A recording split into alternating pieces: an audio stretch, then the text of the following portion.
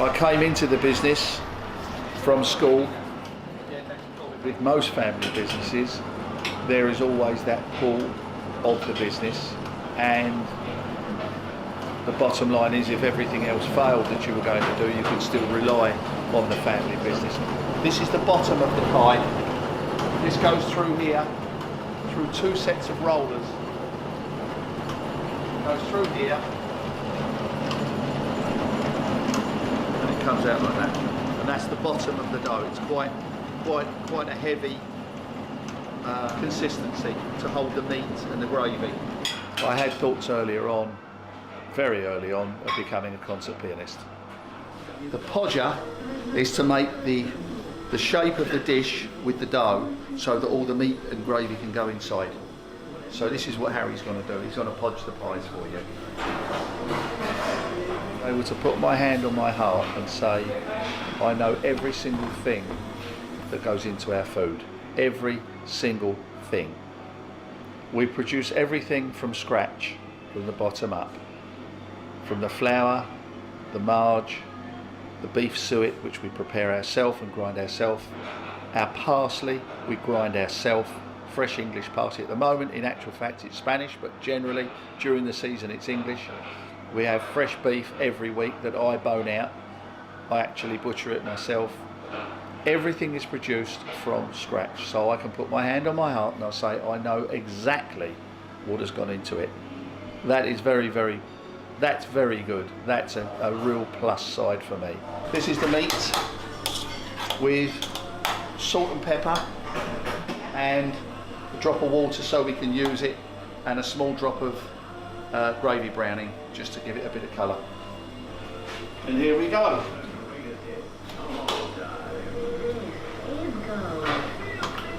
We have to make vegetable pies now for our vegetarian friends, and we make them exactly the same, except in the crust and in the dough there is no meat products. We use 5 vegetables: carrot, leek, swede, celery and potato, and the dough we make with all vegetable products, so vegetable suet, vegetable pastry marge, vegetables in the pie itself, but they're made in exactly the same way, but possibly even more handmade than these are, because I make all the dough by hand. I have no idea what temperature that is Celsius, but whatever it is, it's 550 degrees Fahrenheit for about 12 minutes from raw. Like that, they're not pre-cooked.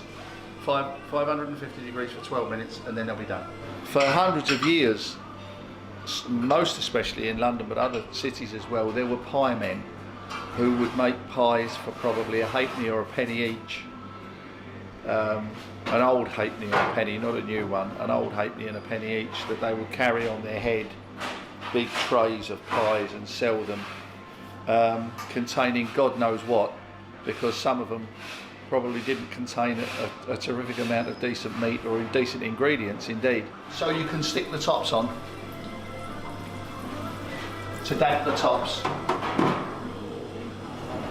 My great grandfather decided to put the meat pie with the mashed potato, but most especially the crucial thing to our meal is the parsley sauce, which is predominantly, would normally be a sauce for fish, or in our case eels, but he put it with the pie and thank God it worked. This is short crust pastry, which has got pastry marge and suet. You can see it's a lot thinner and a lot softer than the bottom dough, because it's just got to be the crust, and that goes on there, and they've already had a drop of water on them to make them wet, so they're good.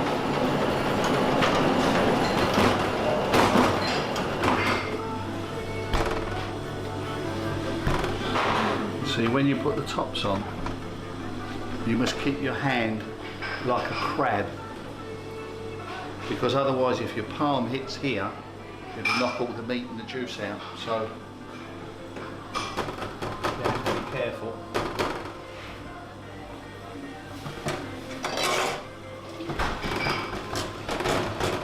Done. Now they've got to be cut off. It's what I was brought up to from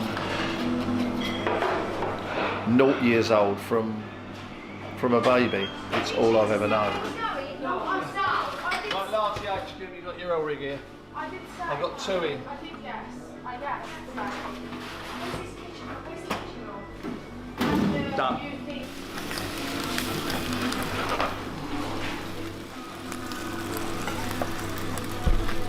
People come in and they say, can we have a pie, a mash and gravy? And you say no. We don't even mention the G word, we don't mention gravy. There is no such thing as gravy in pie and mash. It comes with parsley sauce, liquor. That's it. It's the most traditional meal in the East End of London.